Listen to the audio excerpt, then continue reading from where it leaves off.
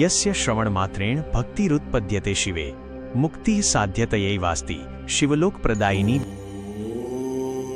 જે પવિત્ર ગ્રંથના કેવળ શ્રવણ માત્રથી મનુષ્યના હૃદયમાં મહાદેવ પ્રત્યે અવિચળ ભક્તિ જાગૃત થાય છે અને જેના પ્રભાવથી પરમ ગતિ એટલે કે મુક્તિ અત્યંત સુલભ બની જાય છે, તે શિવલોકની પ્રાપ્તિ કરાવનાર આ પરમ કલ્યાણકારી પુરાણ છે।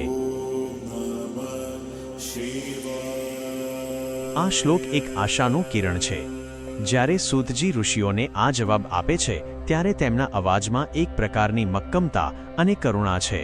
તેઓ કહે છે કે કળિયુગના જીવોને કોઈ કઠિન તપસ્યા કરવાની જરૂર નથી। જો તેઓ માત્ર સાચા હૃદયથી આ શિવકથા સાંભળશે તો પણ શિવજીના ચરણોમાં તેમનું સ્થાન નિશ્ચિત છે।